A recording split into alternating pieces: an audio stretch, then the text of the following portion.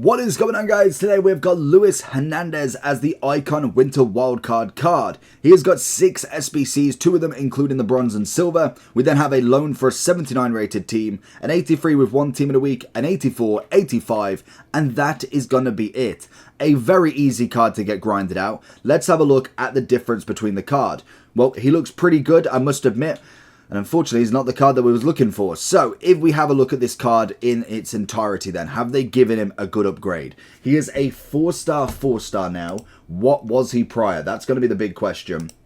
We have got Travella change, so he had a first touch playstyle plus, now he's got the Travella, and he was a 4-star 3-star at a minimum. We have gained an extra 1 pace, it's fair enough. We've gained 3 shooting, not bad. 3 on the passing, we've gained 1 dribbling, standard, and then we've gained 3 on that physical. In terms of playstyles though, we've got chip shot, we've got power header, first touch, rapid, technical, and aerial, and then the Travella as the end. Not bad whatsoever. So this is going to be a cheaper option compared to all of the expensive icons we've got. He's currently coming in at 103,000 coins, and you should be able to grind this card out so easily. The bronze and silver is as standard. That's going to be just nice and simple. We then have the 79 rated card, nice and easy again. And then we obviously have 1 team in a week. Then we also have an 85 and an 84 rated team.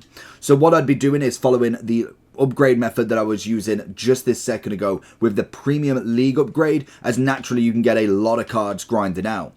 From this, you have got plenty of 85 player picks that we can get every single day. Whether that is a bit of an overstatement, because realistically that needs an 84 rated team. We only need an 85, 84 and also an 83 in that one. So what I would suggest is looking at this 83 times 10. You need 1 inform and an 83 rated team, which is the first requirement for Hernandez. So it might be crazy to put it in straight off the bat, but I think with all of the upgrades that you can get, this is going to be an easy one to grind out to hopefully get over the requirement. So maybe getting a couple of 86s, maybe getting a couple of 87s to grind out, say, the final SBC first, and then you'll be able to kind of go down and make it easier and easier as you grind out the smaller SBCs.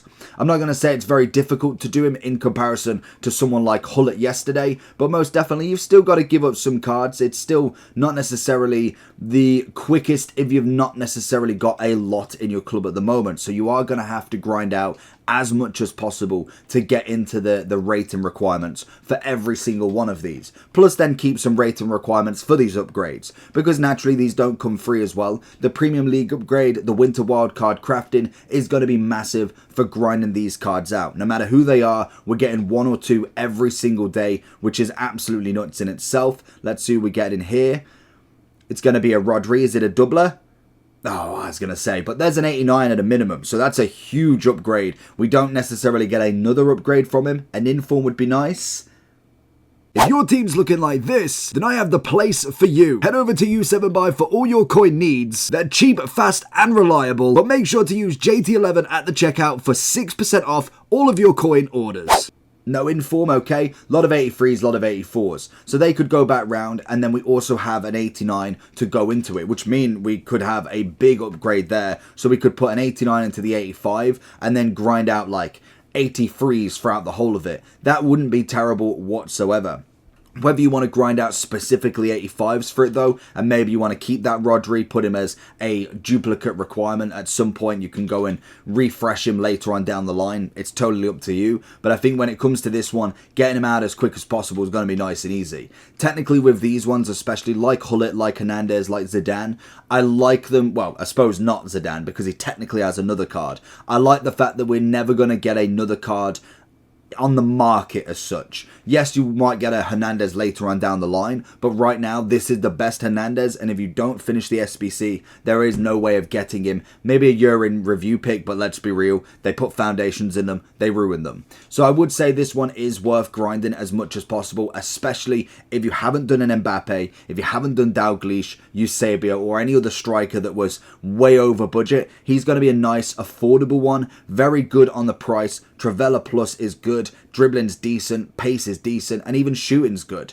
I feel like he's definitely one of them cards that you could do as a very cheap beast. He may not be elite level, he might not be, but in terms of what he offers for the price, I wouldn't say that's bad at all. 100k for in this market isn't terrible at all. The only thing is we do have a lot of SBCs coming. We already have a lot of SBCs. We've got Hullet, Zidane, Hernandez, Dalglish. I know a few of these now are going, so I won't necessarily include all of them. Eusebio's there, but then we've still got players. We've still got Martinelli, Mbappe.